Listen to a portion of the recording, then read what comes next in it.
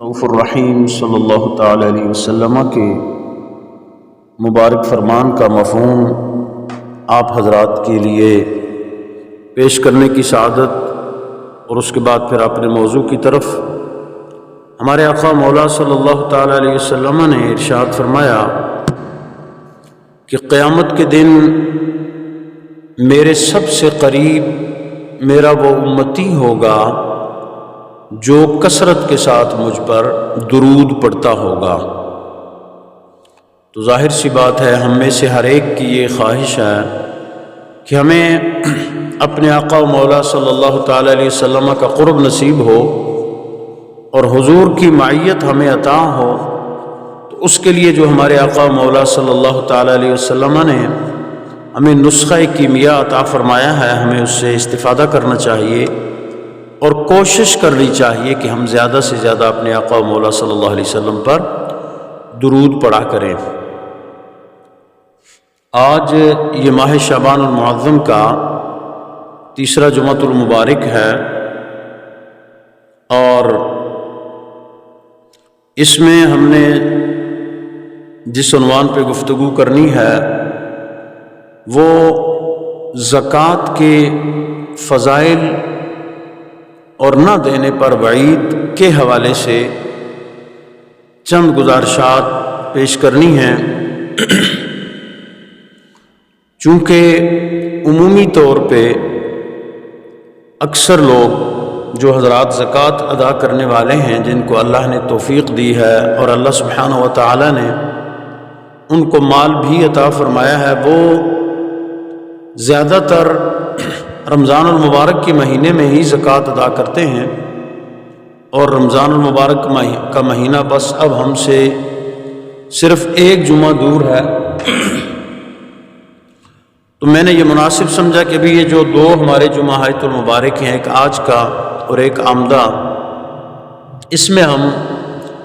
زکوٰۃ کے حوالے سے کچھ گفتگو کریں، اور انشاءاللہ آئندہ جمعۃ المبارک کو کچھ مسائل بھی بیان کروں گا۔ آج تھوڑا سا اس کی فضیلت دینے کے حوالے سے اور نہ دینے پر وعید، اس حوالے سے میں چند گزارشات پیش کروں گا۔ یاد رکھیں کہ زکوٰۃ جو ہے وہ اسلام کا ایک اہم ترین فریضہ ہے، ارکان اسلام میں سے ایک اہم رکن ہے، اور یہ فرض ہے۔ اس کا جو انکار کرنے والا ہے وہ دائرہ اسلام سے خارج ہے، اور جو جان بوجھ کر نہیں دیتا، یعنی باوجود کہ اس کے پاس اللہ سبحانہ و تعالیٰ کا دیا ہوا سب کچھ ہے، لیکن وہ زکوٰۃ دینے میں لیت العال کرتا ہے، نہیں دیتا، سستی کرتا ہے، انکار نہیں کرتا، تو وہ فاسق کہلاتا ہے،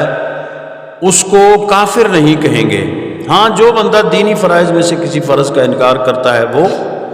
کفر کے درجے میں آ جاتا ہے۔ بنیادی طور پہ جو زکوٰۃ کے لفظی معنی ہیں وہ نشو و نما پانا اور پاکیزگی حاصل کرنا، یہ زکوٰۃ کے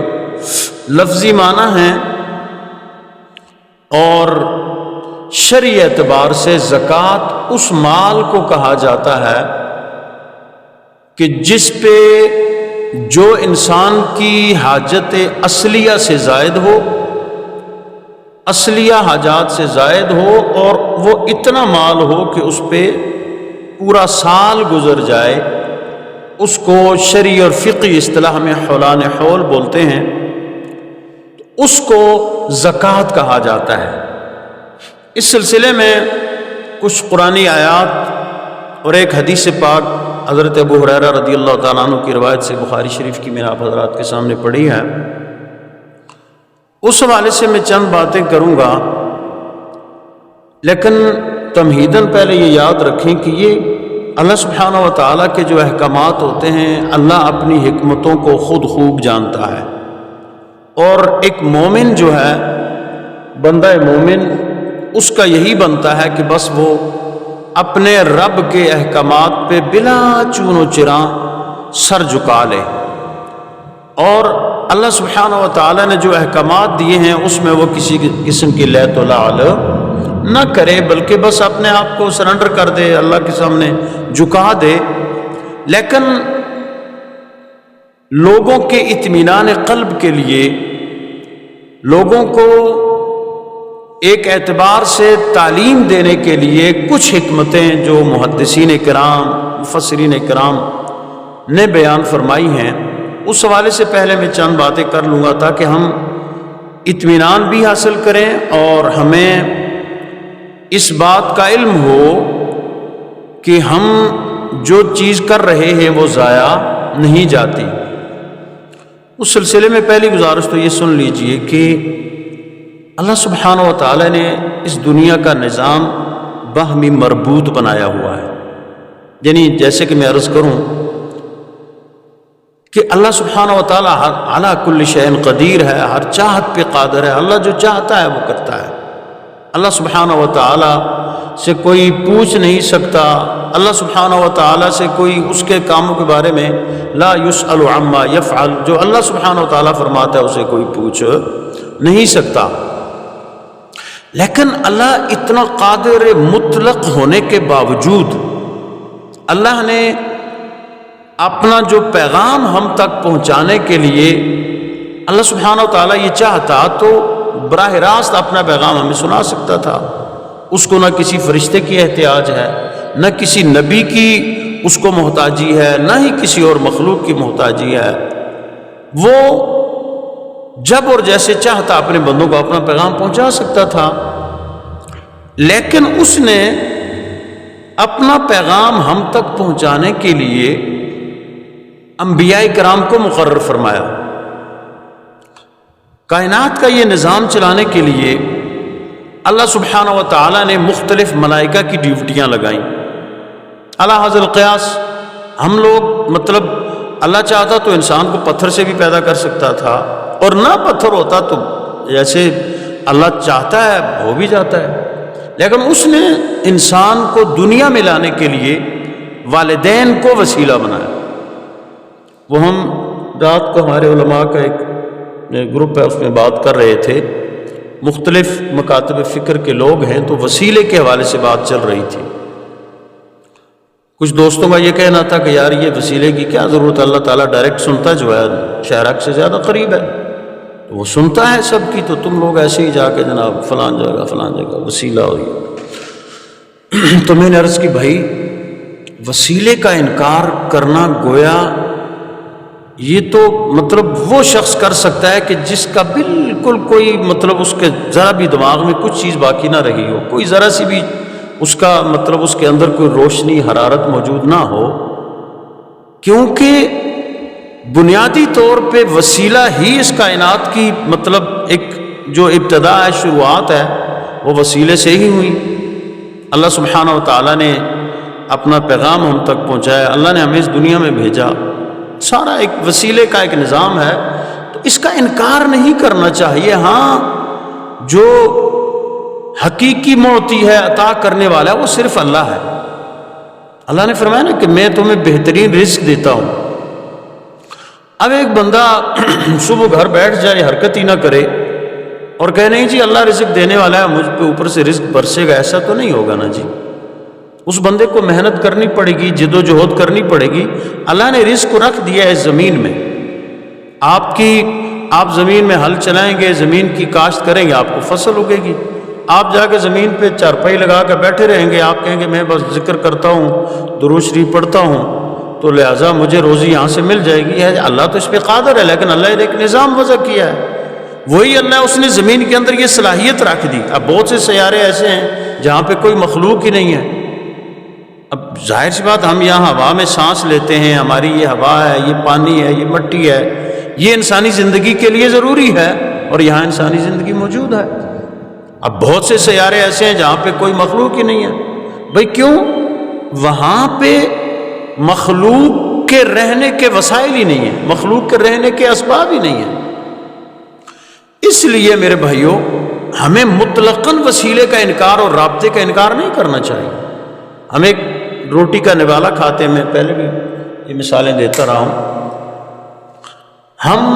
روٹی کا ایک نوالا کھاتے ہیں، اگر ہم غور کریں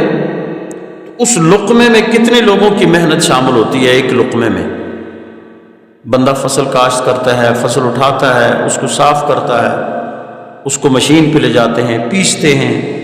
پھر گھر لاتے ہیں، پھر پکائی جاتی ہے، پھر آپ کے سامنے وہ رکھی جاتی ہے۔ یعنی یہ ایک رابطہ اللہ سبحانہ و تعالیٰ نے اس کائنات کے لیے ایک نظام وضع فرمایا ہے۔ اسی طرح اللہ اس بات پہ قادر ہے کہ وہ اپنے ہر بندے کو اتنا دے دے کہ وہ کسی کی اس کو احتیاج ہی نہ رہے، وہ محتاج ہی نہ رہے، اس کو ضرورت ہی نہ رہے، بس ٹھیک ہے بھائی۔ لیکن یہ اللہ کی حکمتیں ہیں جو اللہ خود جانتا ہے۔ اس نے پوری اس کائنات کے نظام کو مربوط کیا۔ وہ اللہ ہے، کسی کو دے کے آزماتا ہے اور کسی سے لے کے آزماتا ہے۔ یہ اس کا ایک نظام ہے جس کو ان دنیا کا کوئی بھی انسان، مخلوقات میں سے کوئی بھی اس کو چیلنج نہیں کر سکتے۔ تو اسی لیے اللہ سبحانہ و تعالیٰ نے من جملہ جو حکمتیں ہیں علماء کرام نے، محدثین نے، مفسرین نے بیان فرمائی ہیں، ان میں سے ایک یہ ہے کہ اللہ سبحانہ و تعالیٰ اپنے بندوں کو آزمانا چاہتا ہے کہ میں نے اپنے اس بندے کو یہ اتنا کچھ مال دیا، اس کو صلاحیتیں دیں کہ یہ اسے کمائے، اب یہ بندہ میری راہ میں کتنا خرچ کرتا ہے۔ اور پھر ایک اور سورہ شورى کی وہ آیہ مبارکہ ہے نا، وَلَوْ بَسَطَ اللَّهُ الرِّزْقَ لِعِبَادِهِ لَبَغَوْا فِي الْأَرْضِ۔ اللہ سبحانہ و تعالیٰ نے ارشاد فرمایا کہ اگر میں تمہاری سب کے لیے روزی وسیع کر دیتا تو زمین میں ایک طرح کی بغاوت ہو جاتی۔ مطلب کیا ہے کہ ہم لوگ مثلا میں آپ کا یہاں خادم ہوں، امام ہوں، خطیب ہوں، آپ ہمارے پاس آتے ہیں، اپنی مرضی سے ہی آتے ہیں، ماشاءاللہ جب دل کرتا ہے تو آتے ہیں۔ تو اب یہ ہوتا کہ آپ بھی سارے کے سارے خطیب ہوتے، سارے کے سارے امام ہوتے، تو آپ کو میری کیا ضرورت تھی؟ ایک صنعتکار ہے، ایک تاجر ہے، اس کو اپنی صنعت چلانے کے لیے، اپنا سسٹم چلانے کے لیے مزدور کی ضرورت ہے۔ سارے کے سارے ہی صنعتکار ہوتے اور تاجر ہوتے تو مزدور کون ہوتا؟ علی ھذا القیاس، یعنی یہ ایک اللہ کا نظام ہے۔ بہت سے ایسے لوگ ہیں اس وقت وہ پاکستان کے بہت بڑے صنعتکار ہیں، لیکن ایک وقت تھا کہ وہ ایک وقت کے کھانے کے محتاج تھے۔ ان نے تجارت شروع کی، محنت کی، اور اللہ سبحانہ و تعالیٰ نے ان کو اس محنت کا پھل دیا۔ ہم نے ہمارے فیصل آباد کی ایک مشہور انڈسٹری ہے وہ کپڑے کی، اس کے جو سب سے بڑی انڈسٹری ہے، اس کی جو بانی خاتون تھی وہ ایک بیوہ عورت تھی۔ ہمارے معاشرے میں آج کل مطلب بھیک کا رواج عام ہو گیا، کچھ ذرا سا بہانہ لوگوں کو چاہیے اور آپ پھیلا دیتے ہیں۔ بیوہ خاتون تھی، اس نے ایک مشین کسی نے اس کو دی اور اس نے وہ لے کے اس پہ کپڑے سینا شروع کر دیا۔ اپنے بچے کو وہ ملوں سے وہ کپڑا جو ایکسٹرا کپڑا ہوتا ہے، جو مطلب ناکارہ ہوتا، اٹھا کے وہ بچہ جا کے بیچتا تھا۔ بیچتے بیچتے آج وہ پاکستان کے کپڑے کی سب سے بڑی انڈسٹری کے اسی کی اولاد مالک ہے۔ یعنی یہ اللہ کا نظام ہے، اللہ کسی کی محنت کو ضائع نہیں کرتا۔ تو یہ حکمت کی میں بات کر رہا تھا کہ اس میں بہت سی حکمتیں ہیں جو ہماری نظروں سے اوجھل ہیں، ہم نہیں سمجھتے، لیکن ہمارا کام یہ ہے میرے بھائیوں کہ ہم اپنے رب کے حکم کے آگے سر تسلیم خم کر دیں کہ اللہ تو نے ہمیں یہ عطا فرمایا، تیرا ہی دیا ہوا ہے۔ اور اسی سلسلے کا ایک سلسلہ جو فرض ہے وہ ہے زکوٰۃ۔ جس طرح میں نے عرض کی کہ اس کے زکوٰۃ کے معنی میں سے ایک معنی یہ ہے کہ وہ پاک کرنے والا ہے، تزکیہ۔ قرآن مجید میں لفظ استعمال ہو نا، قد افلح من تزکا، کہ وہ فلاح پا گیا جس نے پاکی حاصل کی، تزکیہ کیا۔ تو زکوٰۃ جو ہے وہ انسان کے مال کا تزکیہ کرتی ہے، مال کو پاک کرتی ہے۔ اس کے مال کے اندر جو مطلب ایک لحاظ سے خرابیاں ہوتی ہیں یا نہ بھی ہوں خرابیاں، کیونکہ یہاں ایک اور مسئلہ ضمن ذہن میں رکھ لیجئے کہ خدا نخواستہ اگر کسی انسان کی کمائی حرام کی ہو، اس نے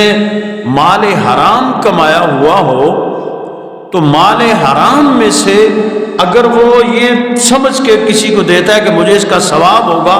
تو یہ بھی کبیرہ گناہ ہے، بلکہ اس کو بعض علماء نے کفر کہا ہے۔ لیکن ظاہر سی بات ہے، انسان خطا اور نسیان سے مرکب ہے، اگر کوئی اسے غلطی ہو جاتی ہے، بھول چوک ہو جاتی ہے، وہ ایک الگ بات ہے۔ لیکن مال مکمل طور پہ بھی حلال ہو، کوئی اس میں حرام کا شائبہ تک نہ ہو، پھر بھی اس کی زکوٰۃ اس کو پاک بایمانہ کرتی ہے کہ اس کی نورانیت، اس کی روحانیت اور زیادہ بڑھتی ہے اور وہ نشو و نما پاتا ہے۔ عمومی طور پہ ہم یہ سمجھتے ہیں کہ بھئی اگر ہم مطلب خرچ کر دیں، کوئی ہمارے پاس اگر 1000 کا نوٹ ہے،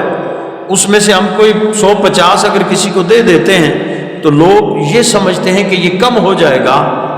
ہاں، اگر انسان دنیاوی تقاضے کے لیے دے،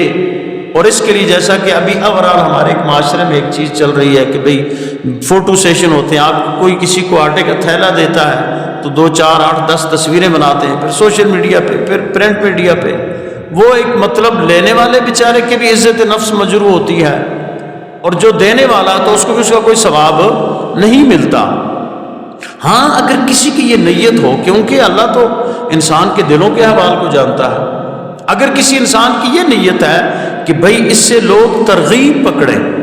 لوگوں کو ترغیب حاصل ہو اور لوگ بھی دیکھ کے اس طرح کا کام کریں، کیونکہ نیکی کے کام میں رش کرنا یہ جائز ہے، تو یہ بات تو درست ہے۔ اب اس میں اور بہت سی حکمتیں ہیں، لیکن چونکہ ہمارا وقت مختصر سا رہتا ہے تو میں چند باتیں آپ کی خدمت میں، جو میں نے آیا مبارکہ پڑھی یا حدیث پاک میں نے پڑھی، اس حوالے سے اس کی جو زکوٰۃ کے فوائد ہیں یا اس کے جو فضائل ہیں، اس کو دینے سے کیا کیا نصیب ہوتا ہے، یہ چند باتیں مختصر سی میں آپ کے سامنے عرض کرتا ہوں کہ اس میں ایک تو یہ ہے کہ یہ سب سے بڑی بات ہے کہ یہ صلہ رحمی کا ذریعہ ہے۔ صلہ رحمی یعنی آپس میں باہمی محبت، اس کو ہمارے دین میں بہت پسند کیا گیا ہے، اور قطع رحمی یعنی اپنے رشتہ داروں کے ساتھ بدسلوکی کرنا، لوگوں کو تنگ کرنا، یہ بہت ہمارے دین میں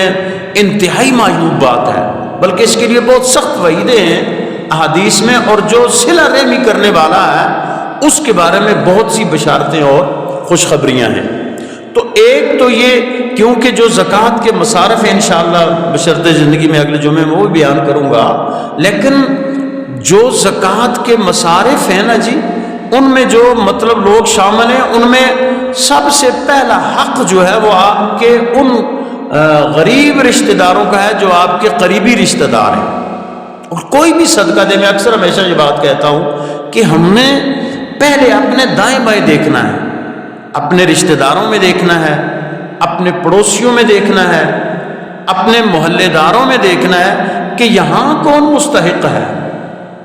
اس لیے پہلا حق ان کا ہوتا ہے۔ تو اس میں ایک یہ صلہ رحمی کا عنصر پایا جاتا ہے کہ آپ اگر کسی کو زکوٰۃ دے رہے ہیں اور وہ آپ کا عزیز بھی ہے تو ظاہر سی بات ہے اس کے دل میں محبت پیدا ہوگی، اور یہ ضروری نہیں ہے کہ مثلا چلیں یہ مسائل کے ضمن میں بیان کروں گا، لیکن یہ ضروری نہیں ہے کہ آپ جس کو پیسے دیتے ہیں آپ کہیں کہ بھائی یہ زکوٰۃ کے پیسے ہیں، یہ کہنا ضروری نہیں ہے۔ آپ اپنی نیت کر لیں کہ یہ زکوٰۃ کی رقم ہے، اس کو آپ ہدیے کے طور پہ بھی دے سکتے ہیں، اس کو آپ کہہ سکتے ہیں بھائی یہ میری طرف سے آپ کے لیے شکرانہ ہے، ہدیہ ہے، نذرانہ ہے، یہ کہہ دیں تاکہ اس کے دل میں بھی کوئی مطلب کمتری کا احساس پیدا نہ ہو، لیکن آپ کی نیت یہ ہونی چاہیے۔ ایک تو اس میں صلہ رحمی، دوسرا یہ ہے کہ اللہ سبحانہ و تعالیٰ نے اس کو قرآن مجید کی آیات کے مطابق فلاح دارین کا ذریعہ اللہ نے زکوٰۃ کو عطا فرمایا، قد افلح المؤمنون الذین هم فی صلاتهم خاشعون والذین هم عن اللغو معرضون والذین هم للزکاة فاعلون۔ اللہ سبحانہ و تعالیٰ نے فلاح کی، دیکھیں نا، میں اکثر وہ ایک بات آپ سے کرتا رہتا ہوں، کہیں کوئی اجتماع بھی ہو یا یہاں جمعے پہ بھی، کہ ہماری پتہ نہیں ہماری عقلوں کو کیا ہو گیا ہے کہ اللہ نے ہمیں فلاح کا، کامیابی کا ایک راستہ دیا ہے. دن میں 5 مرتبہ مسجد سے آواز آتی ہے حی علی الفلاح، آؤ کامیابی کی طرف. اور اللہ نے اپنے کلام میں فرمایا فلاح پانے والے کون ہیں؟ جو نمازوں میں خشوع کرتے ہیں. الذین هم فی صلاتهم خاشعون والذین هم عن اللغو معرضون. وہ لغو اور فضول گفتگو سے اعراض کرتے ہیں، یعنی اسے پرہیز کرتے ہیں. والذین هم للزکاۃ فاعلون. وہ ہیں کامیابی والے کہ جو زکوٰۃ کو باقاعدگی کے ساتھ ادا کرتے ہیں. آگے بھی ایک مومنین کی صفات ہے، لیکن ان آیات میں جو فلاح کا ایک نسخہ ہمیں اللہ نے دیا ہے وہ یہ دیا ہے کہ تمہارے اندر جو جو صفتیں ہونی چاہیے ان میں سے ایک صفت جو ہے وہ یہ ہے کہ تم نے زکوٰۃ کو ادا کرنا. تم نے باہر صورت اس کو کسی صورت میں بھی اس سے تم نے پیچھے نہیں ہٹنا، اور یہ تمہاری دارین میں کامیابی کا ذریعہ بنے گی. اسی طرح اگر تم یہ چاہتے، ظاہر سی بات ہم میں سے ہر ایک یہ چاہتا ہے کہ ہم ہدایت کے راستے پہ چلیں. ہم میں سے ہر ایک یہ چاہتا ہے کہ ہم اس راستے پہ چلیں کہ جو ہمارا رب ہم سے چاہتا، ہدایت کا راستہ. یعنی تو اللہ نے ہمیں فرما دیا، یہ جو سورہ بقرہ کی جہاں سے ابتدا ہوتی ہے والذین یؤمنون بما انزل الیک وما انزل من قبلک وبالآخرۃ هم یوقنون الذین یقیمون الصلاۃ ومما رزقناہم ينفقون. نماز پڑھنے والے اور جو رزق ہم نے ان کو عطا کیا ہے اس میں سے خرچ کرنے والوں کے بارے میں کیا فرمایا؟ اولئک علی ھدی من ربہم. یہ ایسے لوگ ہیں کہ جو ہدایت پر ہیں اپنے رب کی طرف سے. یعنی جو لوگ من جملہ ان صفات سے متصف ہیں جن میں سے ایک صفت ہے انفاق فی سبیل اللہ، اللہ کے راستے میں خرچ کرنا. تو ان لوگوں کے بارے میں کلام مجید کیا ارشاد فرما رہا ہے؟ اولئک علی ھدی من ربہم. وہ اپنے رب کی طرف سے کیا ہیں؟ ہدایت پر ہیں. اسی طرح یہ جو زکوٰۃ ہے یہ اللہ سبحانہ و تعالیٰ کی رحمت کا باعث ہوتی ہے. اور قرآن مجید میں ارشاد فرمایا ورحمتی وسعت کل شیء فسأکتبها للذین یتقون ویؤتون الزکاۃ. کہ میری رحمت بہت وسیع ہے، اس رحمت کو میں ان لوگوں کے لیے لکھ دوں گا کہ جو زکوٰۃ ادا کرتے ہیں. یعنی ہم آج سارے دعا مانگتے ہیں ہر نماز کے ساتھ، ہر محفل میں، ہر جگہ پہ، ہر بندہ یا اللہ ہمیں اپنی رحمت عطا فرما، یا اللہ ہمیں کامیابی عطا فرما. لیکن افسوس کیا ہے کہ جو نسخہ ہمیں اللہ اس کے لیے دیتا ہے، جو نسخہ اللہ نے عطا کیا ہے، ہم اس طرف توجہ نہیں کرتے. بھئی ہم کوئی بندہ خدا نخواستہ بیمار ہو جائے، کوئی بندہ خدا نخواستہ مطلب اس کو کوئی مسئلہ ہو تو وہ یہی کہتے نا بھائی میں ڈاکٹر کے پاس جاؤں، حکیم کے پاس جاؤں، طبیب کے پاس جاؤں. ڈاکٹر، حکیم، طبیب اس کو کہے گا بھائی یہ دوائی لو اور اس طرح اتنا پرہیز کرو اور کھا لو. اب وہ بندہ اس ڈاکٹر کی بات پر توجہ نہ کرے، حکیم کی بات کی طرف توجہ نہ کرے اور ایسے کہتا رہے جی مجھے تو شفا نہیں ملی، میں تو ٹھیک نہیں ہوا، میں ٹھیک ہو جاؤں ڈاکٹر صاحب مجھے کچھ نہیں فرق پڑا، یہ ہوا وہ ہوا. تو ڈاکٹر پوچھے گا بھائی جو میں نے تمہیں بتایا تھا تم نے اسے کیا؟ اگر وہ نہیں کرتا تو وہ کہے گا بھائی تیرا دماغ ٹھیک ہے، تجھے جس طرح میں نے بتایا تو دوائی کو استعمال ہی نہیں کر رہا تو کیسے ٹھیک ہوگا؟ اب ہم ایک طرف ہمارا گلہ ہے کہ ہماری دعائیں قبول نہیں ہوتی، صبح ہے شام ہے، علماء بھی بیچارے دعائیں کر کر کے، لوگ بھی، بس سارا سب کچھ ہو گیا لیکن کچھ نہیں. کیوں؟ جو فلاح کا، کامیابی کا، رحمت کا راستہ قرآن کریم نے بتایا کیا ہم اس پہ چل رہے ہیں؟ ایسے ہم تو تقلیدی مسلمان ہیں نا، بس بھئی ہمارے باپ دادا مسلمان تھے سب کچھ ٹھیک تھا، لیکن کیا اس راستے پہ ہم چل رہے ہیں؟ اگر تو چل رہے ہیں تو پھر تو ٹھیک ہے، لیکن اگر ہم اس راستے سے دور ہیں میرے بھائیوں تو ہمیں اس پہ غور کرنا ہے کہ رحمت اللہ نے فرمایا کہ میری رحمت کا ذریعہ ہے زکوٰۃ، ہدایت کا ذریعہ ہے زکوٰۃ، لیکن ہم میں سے کتنے لوگ ہیں کہ جو باقاعدگی کے ساتھ اس فریضے کو ادا کرتے ہیں؟ بہت سی اس میں آیات میں نے وہ حوالے میں نے اس لیے نوٹ کیے تھے کہ کم از کم ہمیں کچھ مطلب یہ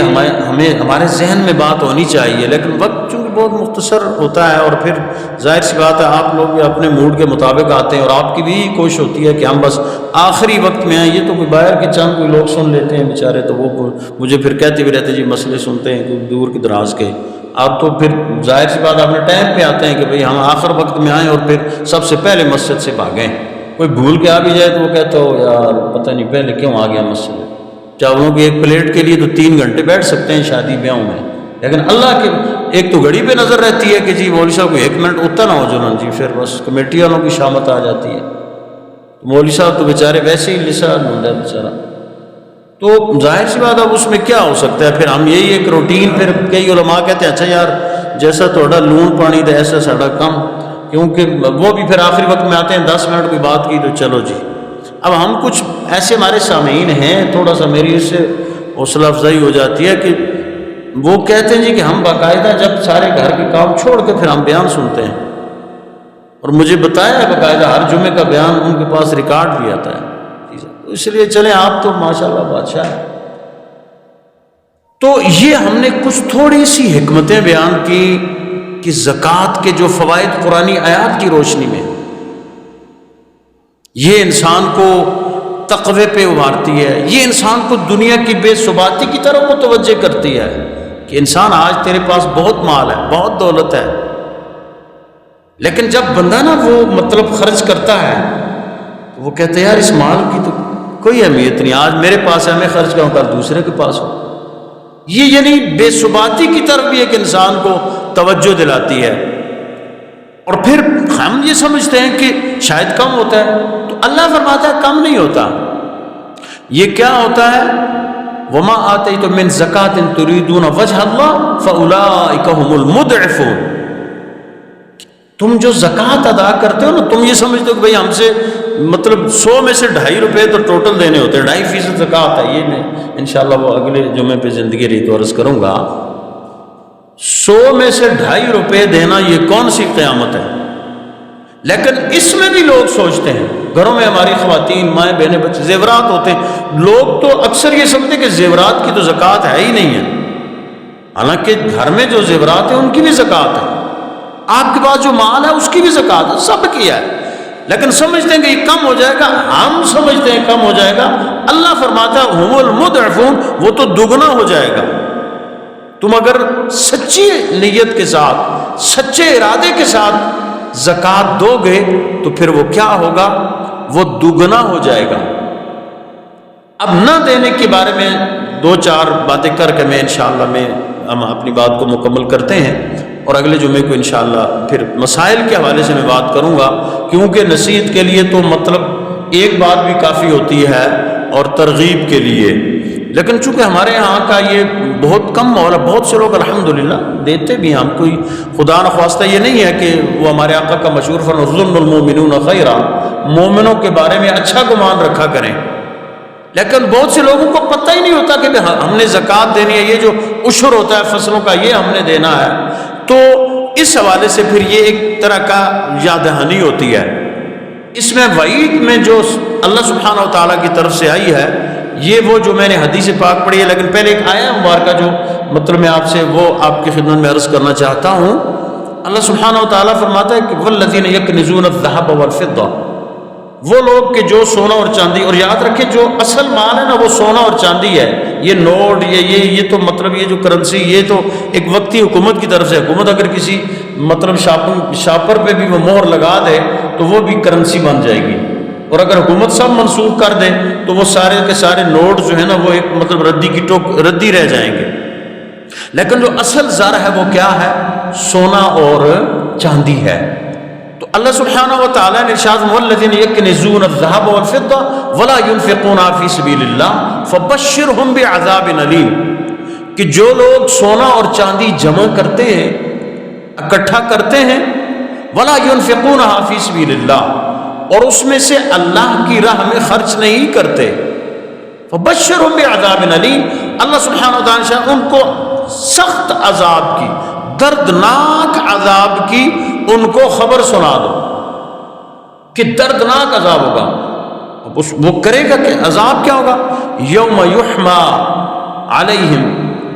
فی نار جہنم، اس دن قیامت کے دن اس مال کو، اس سونے کو، اس چاندی کو جہنم کی آگ میں تپایا جائے گا۔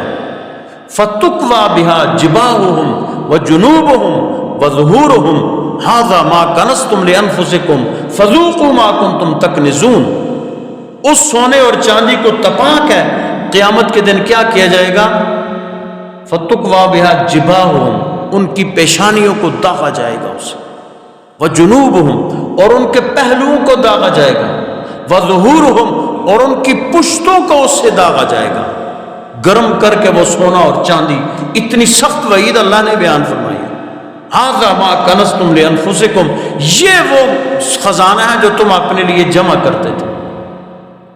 یعنی اتنی سخت اس کی وعید ہے زکوٰۃ نہ دینے کی کہ اس کو جہنم کی آگ میں تپا کے انسان کی نہ دینے والے کی جسم کو داغا جائے گا۔ جہنم کی آگ کتنی سخت ہے یہ تو ہم نے، آپ نے سنا ہے، جو حدیث پاک بخاری شریف میں آپ حضرات کے سامنے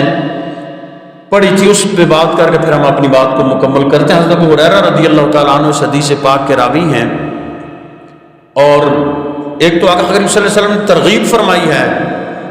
بہت سی حدیثیں، من جملہ ان میں سے ایک حضرت معاذ بن جبل کو جب آقا کریم صلی اللہ علیہ وسلم نے یمن کا حکمران بنا کے بھیجا، قاضی بنا کے بھیجا،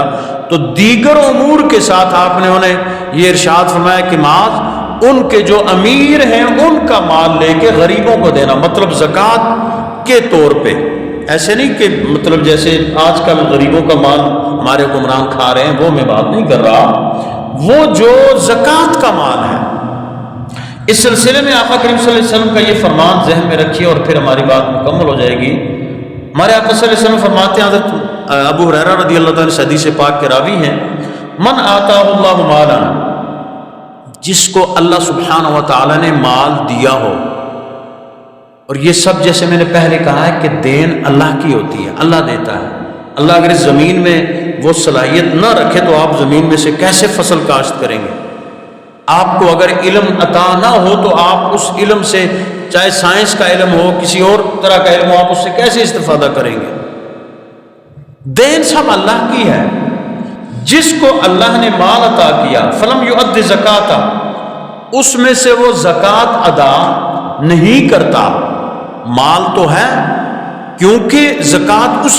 اسی شخص پہ ہے کہ جو مالدار ہے، جو دینے کی استطاعت رکھتا ہے، زکوٰۃ اسی پر ہے۔ مثل له مالہ یوم القیامت شجاعا اقرع، کہ قیامت کے دن وہ جو اس کا مال ہوگا وہ سب سے زہریلے سانپ کی صورت میں اس کے پاس آئے گا، اور کیا ہوگا؟ لہو زبیبتان، اس کے دو، یعنی زہر کو، اس کی زہری، اس کو ظاہر کرنے کے لیے میرے آقا صلی اللہ علیہ وسلم نے یہ ارشاد فرمایا کہ اس کے اوپر، اس کی آنکھوں کے اوپر دو نشان ہوں گے۔ اب جو نشان ہوں گے، اب ہوگا کیا؟ یطوقہ یوم القیامہ، وہ جو سانپ ہوگا اس کے گلے کا توق بن جائے گا قیامت کے دن، وہ مال اس زہریلے سانپ کی شکل میں آ کے انسان کی گردن میں لٹک جائے گا۔ ثم یأخذ بلہزمتیہ یعنی شدقیہ، پھر وہ مال، وہ سانپ اس کو باچھوں سے پکڑے گا، اس کی باچھوں کو چیرے گا، پکڑے گا، اور ثم یقول، پکڑے گا اور پھر کیا کہے گا؟ ثم یقول انا مالک، وہ کہے گا میں تیرا مال ہوں، انا کنزک، میں تیرا وہ خزانہ ہوں جسے تو بڑا جوڑ کے رکھتا تھا۔ لوگ گنتے رہتے ہیں، لوگ کئی لوگ تجوریوں نوٹ رکھتے ہیں، صبح ڈالر، ہاں بھائی نکلتے ہیں نا آج کل تھوڑے سے مطلب ہوا ہے نا، مسئلہ ہوا تو ڈالر تجوریوں میں سے نکل رہے ہیں، پیسے نکل رہے ہیں، گنتے ہیں، چیک کرتے ہیں، صبح جا کے خرچ نہیں کرتے، اپنے آپ پہ بھی نہیں خرچ کرتے، اتنی اللہ نے سزا دی ہوئی ہے، بس وہ گنتے رہتے ہیں۔ الذی جمع مالا وعددا، مال جمع کیا اور اس کو گنتا رہا، کئی مطلب اعلیٰ درجے کے کنجوس بھی ہوتے ہیں نا ہمارے معاشرے میں، وہ تو 1 روپیہ خرچ کرتے ہوئے موت پڑتی ہے، کہتے ہیں بھائی مر جائیں گے وہ، بلکہ ایک میں کہتا ہوں نا ایک بندہ تھا نا وہ مطلب مر رہا تھا، وہ ساری زندگی کنجوس ہی رہا تھا، بلکہ وہ بہت زیادہ مر رہا تھا، لوگوں نے دوستوں نے کہا، دوست ہوتے نا کہ اور یار خدا کے بندے ساری عمر کچھ نہیں کیا، اب تو کچھ اللہ کی راہ میں خرچ کر دینا، ہوں مردہ ہیں ہوں بھی تو کچھ نہ کچھ کر، کہتا ہے یار خدا کے بندو اتنی قیمتی جان اللہ کی بارگاہ میں دے رہا ہوں تو میں اور کیا دوں۔ یعنی ایسے بھی بادشاہ ہوتے ہیں نا ہمارے بھائی، حالانکہ اصل مال تو آپ کا وہ ہے کہ جو آپ اپنے ہاتھ سے خرچ، بچوں نے کب خرچ کرنا، بچوں نے آپ کے پرانے کپڑے نہیں پہننے، مطلب آپ کو پہنو کپڑے نہ جی ہو، یہ تو بڑی نوسط ہوتی ہے، آپ کی گھڑی اگر وہ اس میں وہ سونے کے پن ون ہوں گے تو وہ پہنیں گے، اب موبائل بھی آ گیا، موبائل ہوگا تو وہ رکھنا جی ابو دی یادگار موبائل میں رکھنا ہے، کپڑے کس کے دینے ہیں، یہ بیچارے بلانے کسی سادے کو، تو یہ مطلب ہے کسی غریب کو، ہاں جی کپڑے تسی لاؤ جی، بھائی دینے ہیں تو وہ دو نا، پیچھے جو ترکا بہنوں کو بھی نہیں دینا، پھوپھیوں کو بھی نہیں دینا، مانگے گی بہنیں یا پھوپھیاں، او ہو اے بڑیاں تمہیں شرم نہیں آتی، بھائی اسی باپ کے تم ہو، اسی باپ کی وہ ہیں،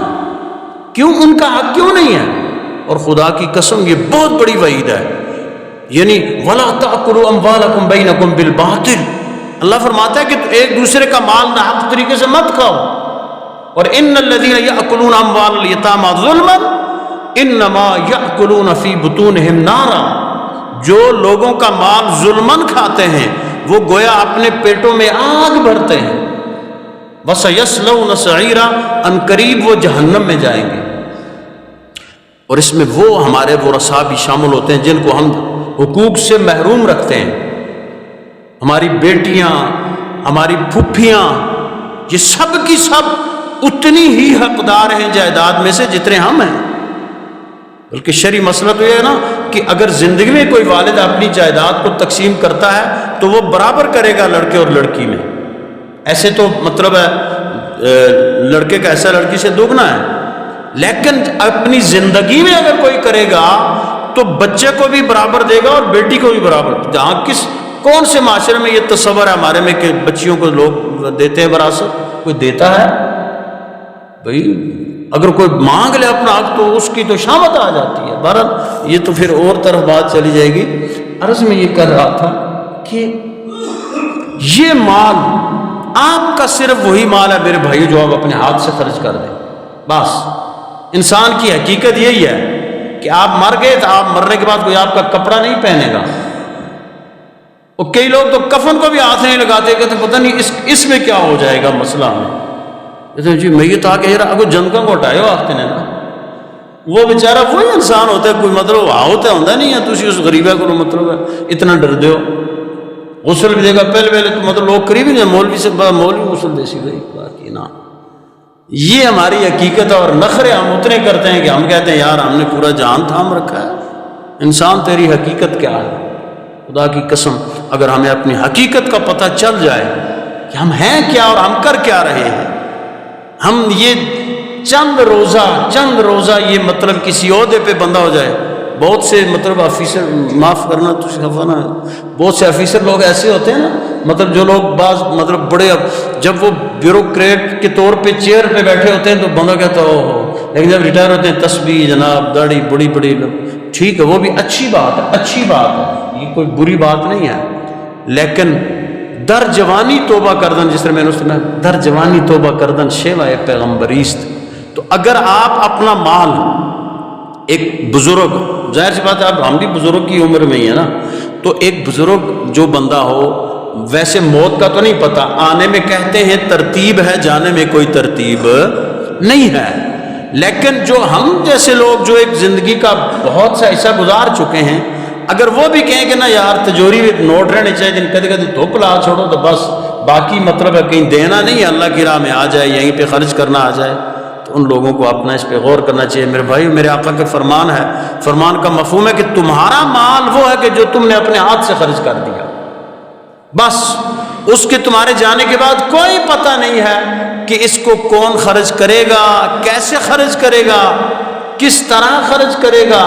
کس کے اوپر خرچ کرے گا، وہ اللہ کی راہ میں لگائے گا یا اپنی کوئی مطلب دنیاوی امور پہ لگائے گا۔ اس لیے زکوٰۃ کے حوالے سے یہ میں نے جو آج آپ کے سامنے چند آیات کا مفہوم، آیات مبارکہ اور حدیث پاک میں نے سنائی، وہ اس بنا پہ کہ ہمارے معاشرے میں اب زکوٰۃ کا جو ہے ایک ماحول ہے وہ کم ہوتا جا رہا ہے رفتہ رفتہ۔ کئی لوگ ہوتے ہیں ان کے پاس مال موجود ہوتا ہے، لیکن اس کے باوجود کچھ کو مسائل کا پتہ نہیں ہوتا، اور مسائل کا تو کوئی مسئلہ ہی نہیں ہے بھائی۔ آج تو ماشاءاللہ ہر جگہ پہ علماء، علم، یہ ساری چیزیں موجود ہیں۔ اسی طرح جو زمینوں میں عشر ہوتا ہے، آپ نے تو ماشاءاللہ سے زمینیں ایسے چھوڑی ہوئی ہیں خالی، بس ہمیں چلو منجیاں پٹھا جٹھا بن جو جی ٹھیک ہے بس وہ کر دیتے ہیں، لیکن یہ زمین بھی آپ سے پوچھے گی کہ تم نے مجھے ایسے کیوں رکھا۔ ان کو آباد کرنے کا بندوبست کریں بھائی، ان کا آپ کے اوپر حق ہے۔ اگر آپ حق ادا نہیں کریں گے تو یقیناً آپ سے باز پرس ہوگی۔ آپ سے مراد ہے کہ معاشرے میں کوئی بندہ بھی، آج کل ہمارے ذمہ داری کا عنصر کم ہو گیا، جاؤ بازار میں سبزی خریدو، فلاں خریدو، فلاں خریدو، نتیجہ کیا ہے کہ وہ بیماری والی سبزیاں کھاتے ہیں، وہ تیزاب زدہ، اور جو مطلب فیکٹریوں کا فضلے کا پانی ہوتا ہے، ٹوٹل یہ بیماریاں کیوں ہیں بھائی؟ چھوٹا بچہ ہوتا ہے وہ بھی ہارٹ کا پیشنٹ ہے جی، وہ بھی شوگر کا پیشنٹ ہے جی۔ بھئی کیا یہ جو چیزیں ہم کھاتے ہیں، خدا کی قسم اس سے تو بہتر یہ ہے کہ بندہ وہ مطلب خشک روٹی کھا لے پانی کے ساتھ، وہ زیادہ اچھا۔ لیکن ہم لوگ کیونکہ ہم نے وہ ذمہ داری، وہ محنت، وہ چیزیں چھوڑ دیں، تو لہٰذا ہماری پھر پیداوار کم ہوگی۔ میں آخری بات 1 منٹ میں کرتا ہوں کہ مجھے یہاں ظاہر ہے وہ جہاں ہمارا مدرسہ ہے وہاں بھی زمینیں ہیں لوگوں کی، میں اکثر ترغیب دیتا رہتا ہوں۔ لوگ کہتے ہیں نہیں جی اب تو وہ آگے ہیں، وہ مطلب وہ فصل کو خراب کر دیتے ہیں۔ میں آپ کو پورے یقین اور وثوق سے کہتا ہوں، ایک تو آپ یہ عہد کر لیں وہ شخص کہ یا اللہ یہ میں اپنی زمین کی بوائی کرتا ہوں اور اس میں سے جو پیداوار ہوگی میں اس کا عشر ضرور ادا کروں گا، پکا عہد کرے۔ میں اللہ کی رحمت سے پورے یقین سے یہ کہتا ہوں کہ یہ چیزیں ویزیں، یہ ساری چیزیں اللہ کے حکم سے بھاگ جائیں گی، کیونکہ ہر چیز جو ہے نا وہ اللہ کے حکم کے تابع ہے۔ جب وہ آقا کریم صلی اللہ علیہ وسلم کی خدمت میں ایک بندے کے بارے میں ہوا نا کہ فلاں بندے کا مال دریا میں ڈوب گیا، تو یہ اس طرح مطلب مال ضائع ہو گیا اس کا، تو حضور صلی اللہ علیہ وسلم نے فرمایا کہ یہ اس لیے ڈوبا ہے کہ اس نے اس کی زکوٰۃ ادا نہیں کی۔ یعنی اس شخص کا مال کبھی ضائع نہیں ہو سکتا، کسی صورت میں ضائع نہیں ہو سکتا، جو پورے یقین اور ایمان کے ساتھ اس میں سے زکوٰۃ ادا کرتا ہے اور اللہ کے اس حق کو وہ پورا کرتا ہے جو اس کے لیے اللہ نے فرض کیا ہے۔ تو کوشش کریں کہ زیادہ سے زیادہ مطلب اپنے جو اموال ہیں اللہ نے آپ کو دی ان میں سے زکوٰۃ نکالا کریں انشاءاللہ، بشرط زندگی۔ آئندہ جمعے پہ کچھ زکوٰۃ کے مسائل کے حوالے سے میں انشاءاللہ عرض کروں گا۔ اللہ سبحانہ و تعالیٰ سے دعا ہے کہ وہ